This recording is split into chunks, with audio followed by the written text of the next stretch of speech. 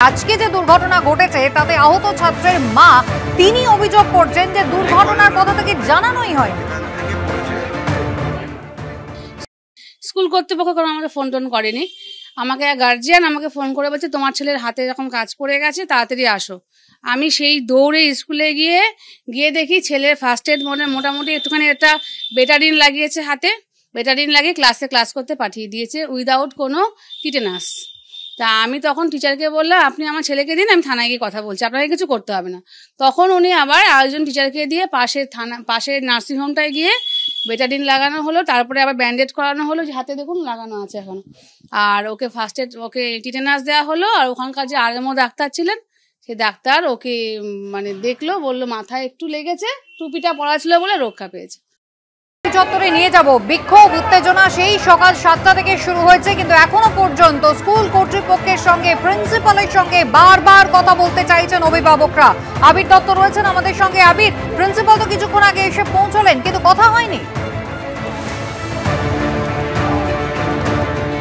দেখো, এখনো পর্যন্ত কথা হয়নি এবং যা পরিস্থিতি তৈরি হয়েছে তাতে এই স্কুলে পঠন পাঠনের আদৌ পরিবেশ এখন রয়েছে কিনা সেইটা নিয়েও একটা প্রশ্ন উঠছে। তার কারণ একদিকে ছাত্ররা তারা এখানে স্কুলের জন্য এসছে, অন্যদিকে সকালবেলা সাত সকালে এই ধরনের একটা দুর্ঘটনা, যেটা অনুমান করছেন পুলিশ যে দুর্ঘটনাই ঘটেছে, যদিও বিষয়টা তদন্ত করে দেখা হবে বলেও পুলিশের তরফ থেকে বলা হচ্ছে। এই পরিপ্রেক্ষিতে গার্জিয়ানদের যেটা মূলত দুটো প্রশ্ন। প্রথম, যে এই ঘটনা ঘটার সঙ্গে সঙ্গে কেন অ্যাম্বুলেন্সের ব্যবস্থা করা হলো না।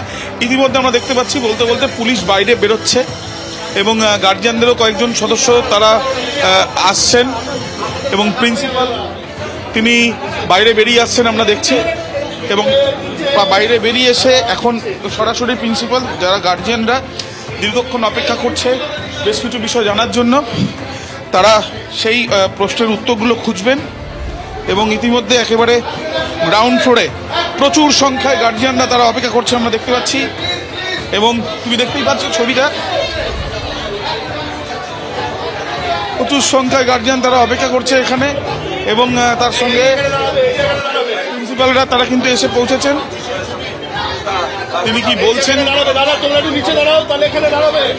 তিনি কি বলছেন বা প্রিন্সিপালের কথার পরিপ্রেক্ষিতে পরিস্থিতি স্বাভাবিক হয় কিনা এখন সেটাও কিন্তু দেখার। সব মিলিয়ে যে দফায় দফায় উত্তেজনার পরিস্থিতি তৈরি হয়েছে স্কুলে, সেই উত্তেজনার পরিস্থিতি থেকে স্বাভাবিক ছন্দে স্কুল ফেরে কিনা এখন সেটা দেখার। প্রশ্নগুলো খুব স্পষ্ট, সেটা হচ্ছে যে নিরাপত্তা কেন নেই বা এই ধরনের ঘটনা কেন ঘটলো, তাহলে সেই ক্ষেত্রে কেন এই ধরনের ঘটনা ঘটলো এবং অ্যাম্বুলেন্সের ব্যবহার করা গেল না কেন। একেবারেই সম্ভবত অধ্যক্ষ তিনি কথা বলার চেষ্টা করছেন, অধ্যাপকদের যারা অভিভাবকরা রয়েছেন তাদের সঙ্গে হয়তো কথা বলবেন। কিছুক্ষণ আগে তিনি কিন্তু তেমনটাই বলছিলেন। প্রিন্সিপাল ইতিমধ্যেই এসে পৌঁছেছেন।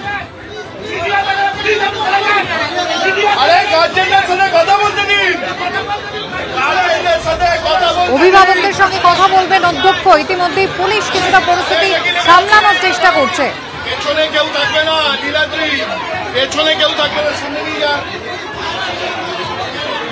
সামনে নিয়ে এসো।